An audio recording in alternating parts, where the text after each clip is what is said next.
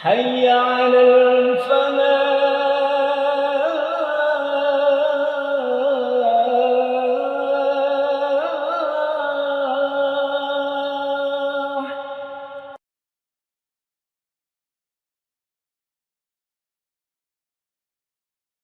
Assalamualaikum warahmatullahi wabarakatuh.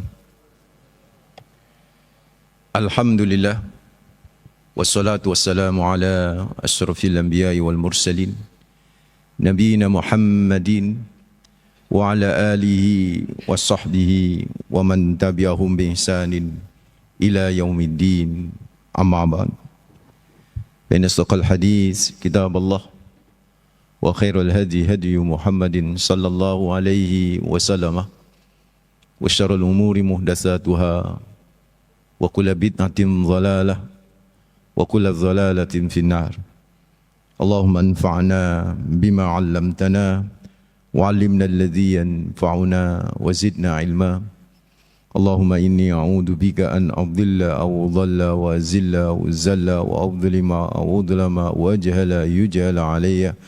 Wa sallallahu ala nabi Muhammad walhamdulillahi rabbil alamin. Ikhwatuddin hafizakumullah. Hadirin hadirat bapak-bapak, ibu-ibu jamaah salat subuh Masjid Al-Falah hafizakumullah yang insyaallah selalu dijaga, dibimbing, diberi berkah oleh Allah Rabbul Alamin. Alhamdulillah. Pertama kita panjatkan rasa syukur yang mendalam, terus menerus kita haturkan hanya kepada Allah Rabbul Alamin, Tuhan semesta alam ini yang begitu banyak memberikan kenikmatannya kepada kita, yang luar biasa karunia-Nya mengalir dalam hidup ini tak pernah berhenti. Karena itu semestinya bapak-bapak, ibu-ibu tak berhenti pula mengalir dari jiwa kita rasa syukur kita kepada Allah. Minimal wujud syukur adalah di setiap halan nafas, tidak lepas untuk selalu mengucapkan kalimat hamdalah alhamdulillahi rabbil alamin. Yang kedua tentu salam, salawat terus kita persembahkan kepada manusia terbaik, pemilik pribadi yang sempurna, teladan abadi bagi kita, Rasulullah Muhammad sallallahu alaihi wasallam. Dengan ucapan Allahumma salli ala Muhammad wa ala ali Muhammad, semoga salam salawat bisa menjadi amal soleh kita dan kelak bisa menjadi syafaat bagi kita di hari akhir. Amin ya rabbal alamin. Ayat dari surat An-Nisa 147 itu ada di juz kelima, ayat terakhir dari juz kelima. Allah berfirman, ma yaf'alullahu bi'adzabikum in syakartum wa amantum wa kana Allahu syakiran alima. Terjemahnya ada dua macam ini Pak, karena memang ma-nya sendiri itu di kalangan pakar bahasa dipahami dua. Ma dalam arti lin nafi, peniadaan, dan ma dalam arti lil istifham, pertanyaan. Jadi kalau di beberapa aplikasi Al-Quran itu ma diartikan mengapa. Jadi mengapa Allah harus menyiksa kalian, gitu. Ada juga, dan itu banyak, lebih banyak, ma diartikan peniadaan. Kalau ma diartikan peniadaan, berarti terjemahannya Allah tidak akan menyiksa kalian. Sebenarnya konklusinya nanti sama itu. Sama-sama nanti peniadaan. Jadi ayat ini bisa jadi merupakan ayat istifham, ayat pertanyaan dari Allah yang nanti jawabannya tidak, Pak. Atau sekaligus ini adalah ayat pernyataan bahwa memang Allah menyatakan tidak akan menyiksa kalian jika kalian bersyukur dan beriman. Jadi syaratnya supaya tidak mendapatkan siksa Allah itu ya bersyukur dan beriman. Yang kedua ada lafadz di situ bi'adzabikum. Azab. Azab di sini bisa jadi diterjemahkan al-azab fil akhirah. Azab di akhirat yaitu neraka jahanam. Jadi dari ayat ini orang bersyukur dan beriman atau bersyukur yang dilandasi keberimanan itu enggak akan pernah bakalan bapak-bapak diazab di akhirat sama Allah Rabbul Alamin. Atau kalau azab di situ diartikan al-azab fid dunya, yaitu azab di dunia, Maka yang dimaksud azab di dunia itu seperti masalah yang menyiksa hidup kita. Ada masalah yang membuat kita tersiksa, ada masalah yang membuat kita menderita, ada musibah yang membuat kita tersiksa, ada musibah, ada bala yang membuat kita menderita.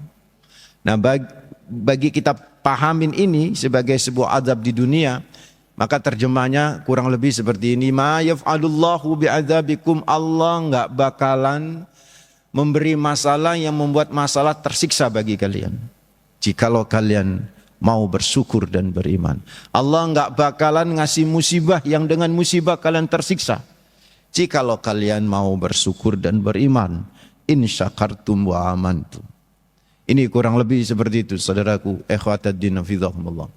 Dan dari ayat ini juga maka tentu ada pertanyaan, apa hubungannya antara orang bersyukur dengan terhindar dari masalah yang membuatnya menderita. Orang yang bersyukur terhindar dari siksa di neraka.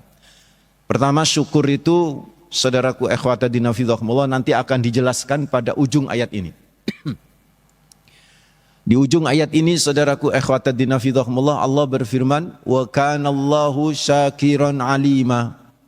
Allah itu, kalau terjemahannya, maha mensyukuri, lagi alima, maha, dan maha mengetahui. Saya yakin bapak-bapak, ibu-ibu yang hadir di sini, ketika melihat terjemahan saja tanpa lihat tafsir, Pak, kata-kata alima itu diterjemahkan maha mengetahui.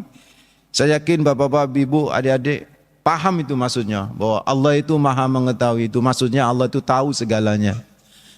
Baik yang terjadi maupun yang belum terjadi. Itu maksud alima. Sifat Allah alima. Yang bingung ini kalau baca terjemahan saja, Pak, tanpa noleh dan tanpa merujuk kepada tafsir, yaitu syakiran. Wa kanallahu syakiran. Allah itu syakiran, maha bersyukur atau maha mensyukuri. Kalau Junaidi Sahal bersyukur, bersyukur sama Allah, Pak. Kalau bapak-bapak, ibu-ibu bersyukur, bersyukur sama Allah. Selesai. Tapi kalau kemudian itu sifat dinisbatkan kepada siapa? Allah. Allah maha bersyukur. Allah bersyukur sama siapa? Kan begitu. Atau di situ diterjemahannya bukan bersyukur karena mengikuti alima, mengetahui, jadi mensyukuri. Jadi Allah maha mensyukuri. Sama, Pak, sama bingungnya. Kalau terjemahannya saja gitu kan. Kalau saya mensyukuri nikmat, berarti saya dengan nikmat ini butuh, Pak. Saya dengan nikmat itu senang, makanya saya mensyukuri nikmat. Bapak-bapak mensyukuri sesuatu, berarti bapak-bapak dengan sesuatu itu senang. Dan senang butuh, Pak. Bukankah bapak itu ketika melihat sesuatu dan sesuatu tidak menyenangkan bagi bapak, bagi ibu, kan nggak mungkin bersyukur. Misal dapat sesuatu, dapat kotak, dapat berkatan, terus dibuka, ternyata isinya apem, padahal bingi yo apem, binginane tetap apem. Pasti susah bersyukur, Pak. Wow, apem mana kan begitu. Kenapa? Karena kita nggak butuh sama apem. Atau kita tidak menyukai itu apem. Jadi mensyukuri sesuatu itu karena memang butuh dengan sesuatu itu atau senang dengan sesuatu itu. Nah, kalau itu dinisbatkan kepada Allah, bingung, Pak. Wa kanallahu syakiran. Dan Allah itu maha mensyukuri. Berarti mensyukuri apa tadi? Nikmat. Berarti Allah kan butuh sama nikmat. Padahal Allah enggak butuh dengan apapun, Pak.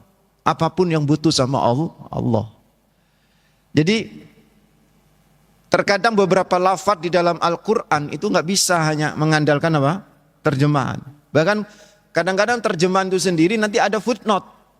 Jadi kalau memang nanti akan memunculkan pemahaman yang agak ribet, itu biasanya dikasih catatan kaki, Pak. Apa yang dimaksud dengan syakiron, apa yang dimaksud dengan mensyukuri, biasanya begitu. Nah, kalau kita noleh kepada tafsir Al-Quran, diantaranya seorang guru besar yang memang pakar di bidang tafsir, yaitu Profesor Dr. Quraish Shihab. Itu beliau memang kalau kajian tafsirnya itu lebih merujuk kepada kosakatanya, Pak. sama dengan Profesor Dr. Wahbah Az-Zuhaili dari Syria yang punya tafsir namanya Al-Munir. Itu juga kalau menafsirkan ayat-ayat Allah itu dimulai dengan mufradat, dimulai dengan i'rab, kosakatanya kayak apa. Nah, menurut Profesor guru besar tafsir ini, yang namanya syakiron itu kan dari kata dasar syakaroh, shin kafra, syukur. Itu sama beliau digambarkan, beliau menukil bahwa para ulama menggambarkan syakarah itu adalah kambing yang gemuk, domba yang gemuk, padahal makan rumputnya sedikit. Makan rumputnya sedikit tapi menghasilkan daging yang banyak, Pak. Itu syakarah.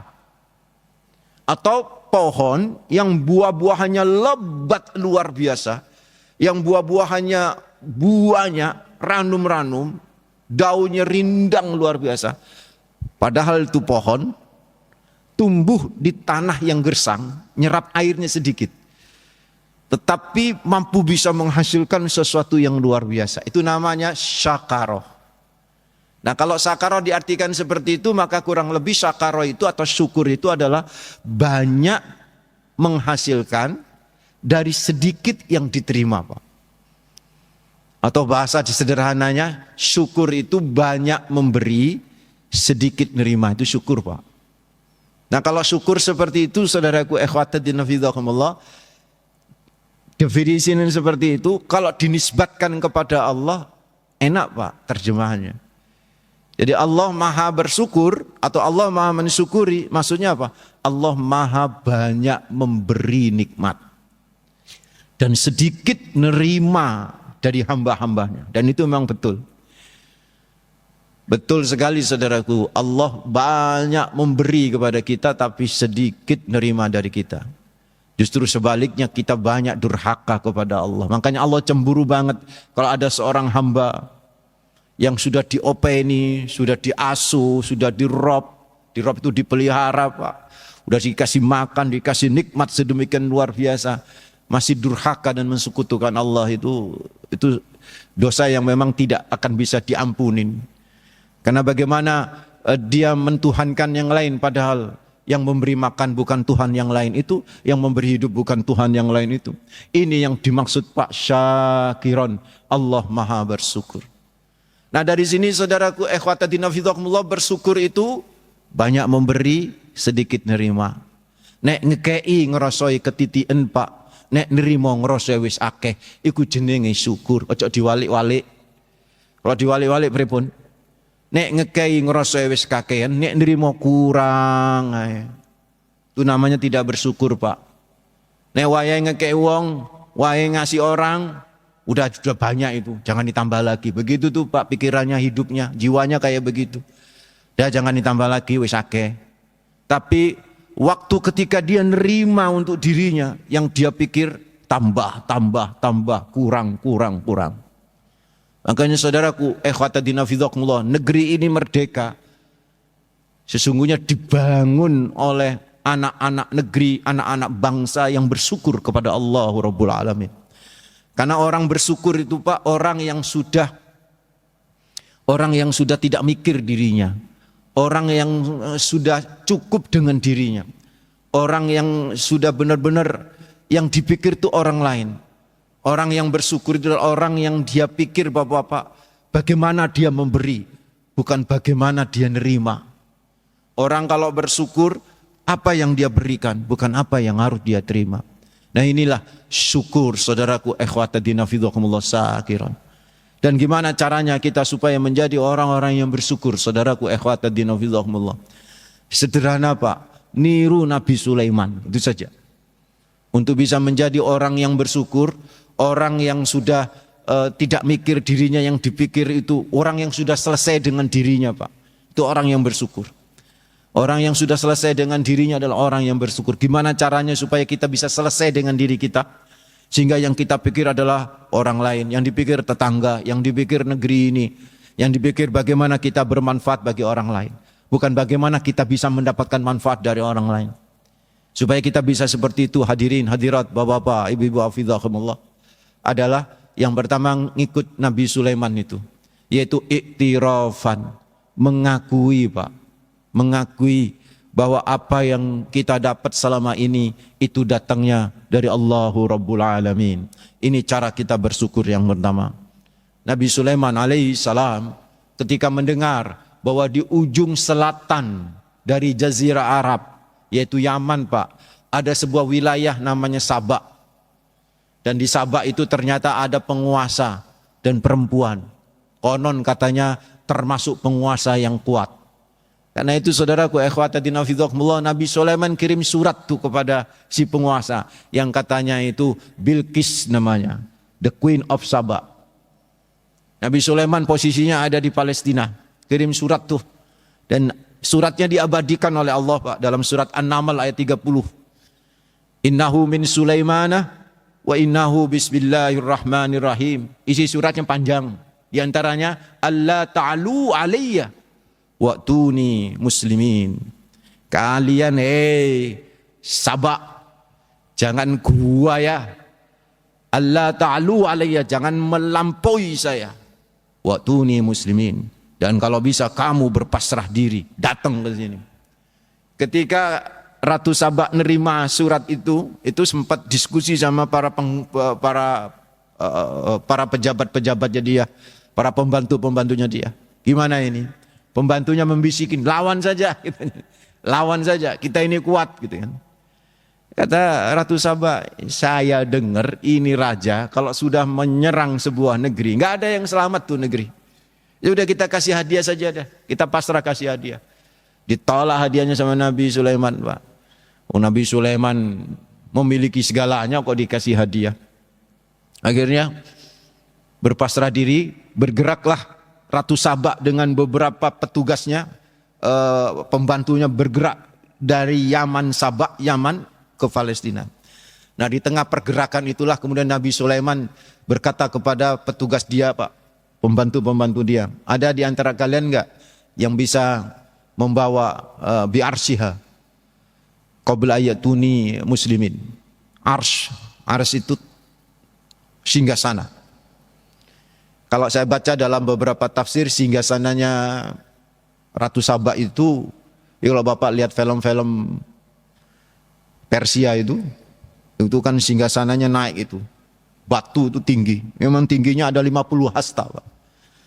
Bukan kursi kecil kayak begini, ini bukan. Besar banget. Dan tinggi. Siapa yang bisa bawa itu?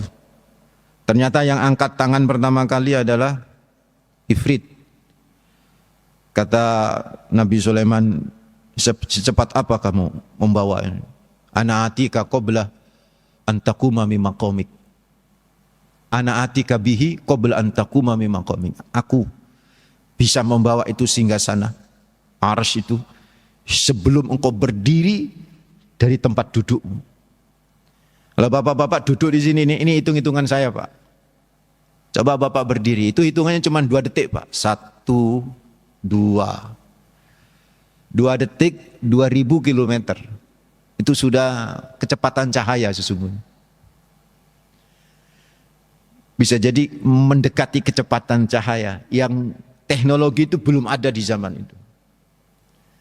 Tapi karena si Ifrit ini rodok sombong, di akhir kalimatnya dia mengatakan wa inni alaihi laqawiyyun amin. Dia ngomong begitu Pak. Aku kok, lalu bahasa kita begitu, aku kok. Padahal udah maksimal. Nabi Sulaiman nawar lagi, ada enggak yang lebih cepat dari ini? Maka angkat tangan mah Ifrit itu.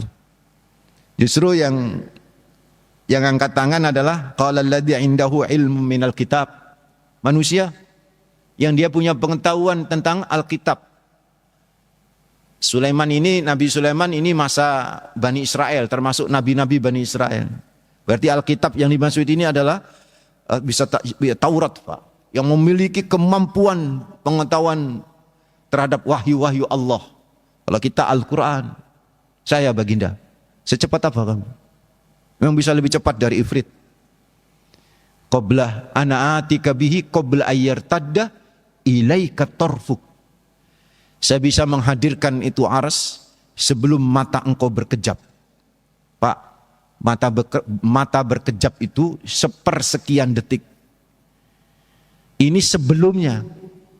Makanya dalam beberapa riwayat disebutkan Nabi Sulaiman ini cuman ngelihat begini Pak. Setelah dia mengatakan secepat apa, terus dia melihat ke sampingnya itu.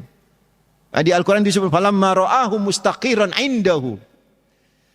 Jadi ketika tiba-tiba sudah ada di sampingnya itu, kaget tuh Nabi Sulaiman. Nah, ini yang harus kita tiru Pak. Ini nikmat yang luar biasa. Ini sesuatu yang ajib kalau orang Arab ngomong Pak. Tapi Nabi Sulaiman nggak ngomong ini. Wow, amazing, ajib, nggak ngomong gitu Pak. Tapi apa yang keluar dari mulut Nabi Sulaiman alaihissalam? Hadza min fadli Rabbi liyabluwani aashkur am akfur. Kata Nabi Sulaiman, inilah karunia Tuhanku. Itu yang disebut apa? Pengakuan, iktirafan. Kalau kita ingin menjadi orang-orang yang bersyukur, ayo Pak. Ketika dipuji orang, weh Ustadz, Pak, bisnisnya Bapak, waduh, berkembang dengan pesat. Jangan bilang begini, oh ini teamwork yang jalan nih, tim saya yang hebat. Jangan ngomong gitu Pak. Pertama ngomongnya siapa? Allah, alhamdulillah, ini karunia Allah. Saya kemarin siaran di Jawa Pos TV, materi yang karena pas 17-an juga sama dengan ini. Saya bilang mestinya para pejabat dari mulai presiden sampai bupati ketika memaparkan program dan program itu berhasil, yang keluar dari mulutnya adalah alhamdulillah dulu. Pujian kepada Allah, ini rahmat Allah, ini karunia Allah. Baru setelah itu pujian terhadap menteri-menterinya. Ya tetap Pak, apresiasi terhadap kerja orang harus kita hormatin. Harus tuh. Tetapi yang pertama siapa? Allahu Rabbul Alamin. Coba niru founding father kita ketika mendirikan negeri ini. Preambul Undang-Undang Dasar 45 alinea yang ketiga itu. Atas berkat rahmat Allah yang maha kuasa dan dengan didorongkan oleh keinginan luhur supaya berkehidupan kebangsaan yang bebas, maka rakyat Indonesia menyatakan kemerdekaannya. Maka rakyat Indonesia dengan ini menyatakan kemerdekaannya. Coba Pak, yang pertama adalah rahmat Allah. Kemerdekaan ini adalah rahmat Allah. Ini syukur kita Pak. Baru yang kedua, karena pejuang-pejuang pahlawan. Bukan pahlawan yang pertama Pak, tapi siapa? Rahmat Allah. Coba kita lihat Bapak-bapak, bagaimana arek-arek Surabaya mempertahankan kota Surabaya pas waktu 10 November. Itu apa senjatanya Pak? Bambu runcing sama takbir Allahu Akbar. Bambu runcing itu ikhtiar, takbirnya itu gumantung ta'alluq ma'akuwatillah ma'akudratillah. Itu bergantung kepada kekuatan Allahu Rabbul Alamin. Jadi ayo Bapak-bapak, supaya kita menjadi manusia-manusia yang bersyukur. Akui semua apa yang kita miliki itu. Pertama yang keluar dari mulut kita adalah ini adalah rahmat Allah. Hadza min fadli Rabbi. Ini adalah karunia Allah. Baru setelah itu kita harus mengakui Pak, kerja teman kita, kerja kolega kita, kerja tim kita, itu harus tuh saudara. Ini. Yang kedua apa untuk bisa menjadi orang yang bersyukur? Tahaddusan bin nikmah. Tahaddusan nikmah itu maksudnya berkata positif terhadap nikmat. Jangan kita ini karena nggak cocok dengan satu nikmat ngomong elek Pak. Nggak boleh itu. Anak kita nakal Pak, mungkin negatif tuh, tapi tetap kita nggak boleh ngomong elek terhadap kenakalan anak kita. Karena anak inda zanni abdi bi, kata Allah. Aku mengikuti keyakinan hamba. Kalau kita positif Pak. Tapi kalau sejak awal ngomongnya negatif, waduh gak enak ini. Maka benar-benar gak enak tuh Pak. Anak setan lu, misal gitu Pak. Oh benar-benar jadi anak setan tuh Pak. Lah kalau anak setan kan bingung tuh anaknya. Lah kalau saya anak setan, lah ibu siapa, kan begitu. Lah bapak yang ngomong tuh siapa, kan begitu saudara. Ayo ngomong positif, niru Nabi Pak. Nabi itu dengan makanan yang gak enak pun positif Pak. Bahkan di era sekarang tuh ada istilah enak dan enak sekali itu. Itu karena itu ingin berusaha untuk apa? Positif terhadap nikmat. Kalau kita selalu positif terhadap nikmat Pak, insya Allah nikmat itu kalau awalnya negatif jadi positif itu Pak. Kalau sudah positif, jadi barokah. Karena kita apa? Benar-benar tahadus, ngomong terhadap nikmat itu adalah sesuatu yang positif. Yang ketiga, terakhir Bapak-bapak, apa yang harus kita lakukan supaya kita bisa menjadi benar-benar orang yang bersyukur kepada Allah? Yaitu tasrifan. Tasrifan itu apa? Mengelola nikmat fi mardhatillah, pada hal-hal yang diridhai oleh Allah Rabbul Alamin. Bapak-bapak sehat, nikmat Pak, aku itu nikmat dari Allah. Lah mumpung sehat, kelola di jalan Allah, datanglah ke masjid. Sholatlah berjamaah. Jangan sampai nanti sudah ketiban loro asam aurat Pak, alasannya wake gak teko nang masjid, gak ngaji dan lain sebagainya. Tapi ketika sehat, Masya Allah, enggak digunakan dengan hal yang positif. Ayo Pak, ketika kita dikasih sehat, alhamdulillah ini karunia Allah, semangat luar biasa. Maka kenapa anjuran para ulama haji di saat apa? Di saat muda. Karena di situ persoalannya adalah menyangkut kesehatan. Dan sekarang yang namanya kesehatan itu saudaraku menjadi syarat istitoah untuk bisa berangkat haji. Ayo, mumpung dikasih nikmat duit, harta, infakkan fi sabilillah. Maka itu akan menjadi orang-orang yang bersyukur. Dan kalau sudah bisa menjadi orang bersyukur dengan iktiraf, tahadus dan tasrif, maka insyaallah la in syakartum la azidannakum wa la in kafartum inna adzabi lasyadid. Akan ditambah. Yang menarik nih Ibrahim ayat 7 ini Pak, yang menarik Allah berkata la azidannakum, menggunakan saya. Pada rata-rata Allah itu kalau berbicara rezeki itu selalu menggunakan kata-kata kami Pak. Wa mimma razaqnahum yunfiqun. Maka berinfaklah dari apa yang kami rezekikan. Apa yang kami rezekikan. Inna narzukuka, sesungguhnya kami memberi rezeki kepada kalian.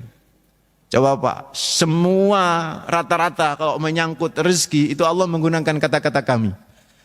Tapi ketika berkaitan dengan orang yang bersyukur, efeknya adalah ditambahnya nikmat. Allah enggak menggunakan kami akan tambah nikmat, tidak. Tapi Allah menggunakan la azidannakum, sungguh-sungguh aku, kata Allah, akan menambahnya. Karena itu saudaraku, semangat untuk selalu bersyukur. Negeri ini saudaraku sudah merdeka. Merdeka adalah sebuah kenikmatan yang luar biasa. Secara tidak dijajah oleh orang lain, kita merdeka Pak. Tapi dijajah dengan nafsu, dijajah dengan diri kita sendiri, dijajah dengan keangkara murkaan, ya masih lah. Maka karena itu teruslah berjuang, teruslah bersyukur kepada Allah, teruslah gapai nilai-nilai takwa yang bersyukur kepada Allah. Insya Allah Bapak-bapak, kita menjadi orang yang syakirin, yaitu orang yang sudah selesai dengan dirinya sendiri. Maka orang-orang yang model kayak begitu adalah orang-orang yang tenang dalam hidupnya, dan setiap menghadapi masalah dengan tenang, seolah-olah tidak ada masalah. Mudah-mudahan bermanfaat. Aqulu qouli hadza wa astaghfirullah li wa lakum innahu huwal ghafurur rahim. Mungkin ada yang mau didiskusikan, silakan.